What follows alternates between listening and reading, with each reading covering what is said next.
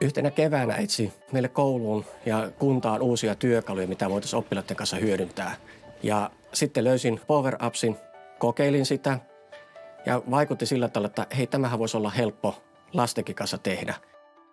Toiminnan ajatuksena meillä on hyödyntää tätä Power Apps-työkalua matalan koodaamisen harjoittelussa. Ja perusopetuksessa meillä valtakunnallinen ja kunnallinen opetussuunnitelma sekä laajalaiset tavoitteet on ne toiminnan lähtökohta. Microsoftin kanssa ollaan tehty yhteistyössä opetuspaketit. Tällöin oppilaat pääsee tekemään omia applikaatioita peruskoulun puolella ja sitten halutessa oppilas pystyy jatkamaan ja syventämään taitoja koulujen kerhoissa tai sitten Kempele Akatemian vapaa-ajan kerhossa. Microsoftin visio on mahdollistaa jokaista pääsemään omaan parhaimpaansa ja luonnollisesti tämä koskee yhtä lailla myöskin oppilaita. Tämä sama ajatus on meidän ihan kansallisessa opetussuunnitelmassa ja opetussuunnitelmassa puhutaan myöskin paljon tämmöisestä teemoista kuin koodaaminen ja ohjelmointi, niin tämä oli aika luontevakin kohta meidän lähteä mukaan tukemaan.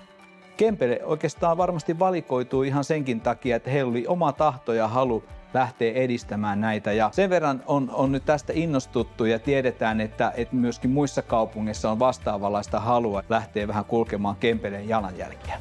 No me ollaan Kempeleen kuntana saatu totta kai paljon tietoteknistä tukea Power Appsin käyttöönottoon ja sitten siihen, että ollaan saatu sitä vietyä tuonne arkeen ja sitä kautta me ollaan saatu myös sitten yksi luova työkalu lisää. Oppilaillehan tämä on ollut kaiken kaikkiaan niin mielenkiintoinen ja motivoiva tapa osoittaa sitä omaa osaamistaan. Ja ensin ajattelin, että tämä on meidän yläkoululaisten juttu, mutta sitten kokeilin sitä myös alakoulun puolelle ja sieltä yllättäen syntyikin valmiita hyviä sovelluksia. Me ollaan tehty Power Appsilla semmoinen hyvinvointisovellus, johon voi sitten merkata esim. Että miten on syönyt päivän aikana. Mä oon käyttänyt sitä esimerkiksi sille, että mä merkkailisin kaikkia uniaikoja ja seuraavaksi mä haluaisin tehdä jonkun pesäpalloaiheisen sovelluksen. Me ollaan tehty Power Appsilla tuommoinen harjoituspäiväkirjasovellus, johon voi merkata eri kuntoiluliikkeitä ylös. No, mä oon käyttänyt sitä mun Power Apps-sovellusta kotona ja niin kuin arjessa ylipäätään niiden punnerusten merkkaamiseen ja ruutuajan ja liikunnan merkkaamiseen sinne. Ja hyötyä siitä tietenkin on se, että niin kuin näkee sen kehityksen.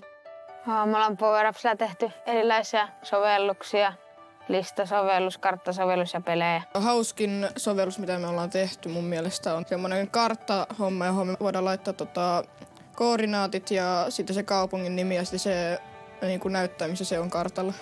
Ensimmäinen tavoite meillä on opetuksen tukeminen.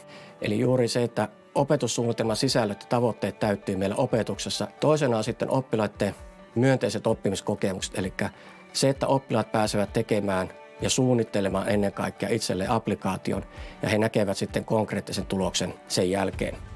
Ja sitten kolmantena yhteistyö ja osallisuus, eli tavoitteena meillä kunnassa on, että meidän nuorista ja lapsista tulisi tämmöisiä kansalaiskehittäjiä, jotka pystyvät tekemään omia sovelluksia kuntalaisten käyttöön. No me toivotaan tietysti näistä opetuslabroista, että me saataisiin jalkautettua sitä kautta sitten sitä Power Appsia ja tämmöistä matalan kynnyksen sovellusten tekemistä laajemminkin kuntaa ja sitten, että me saataisiin tuohon perusopetukseen kaikille oppilaille jossakin vaiheessa opinpolkua semmoinen kokemus, että miltä tuntuu tehdä. Ja sitten kun mietitään, että me ollaan tekemässä tulevaisuuden kuntaa, niin mä veikkaan, että tämä voi olla yksi semmoinen selkeä työkalu, millä me saadaan lisää kannanottoja ja sitten aktiivisuutta kunnan kehittämiseen. Minusta tässä on kaikista parasta ollut se oppilaiden oma osallisuus ja se oma halu edistää jotakin heille merkityksellistä asiaa. Ja voidaan vaan kuvitella, että minkälainen määrä lapsilla on erilaisia taitoja, joita he on tässä matkalla oppineet. Sovelluskehittäminen varmaan ammattina olisi tosi mielenkiintoista ja itsellä ainakin kokemuksia on siitä, kuinka helposti sä voit tehdä sovelluksen ja kuinka sitä voi käyttää todella monella tavalla. Power Apps-koodaamista suosittelisin ehdottomasti niille, jotka omistaa sellaisen haaveen tai vision ja haluaa toteuttaa sitä helpolla ja yksinkertaisella tavalla. Mun mielestä tämä on juuri sellainen, mitä kannattaa kokeilla. Antoisin tässä hankkeessa on ollut oppilaiden loistavat applikaatiot ja kuinka he ovat itse keksineet niitä ja päässeet suunnittelemaan ja tekemään. Ja sitä kautta oppilaat on näyttäneet sen oman onnistumisen kasvoilla ja muuta, ja se on meille opettajille ollut kyllä tärkeä viesti.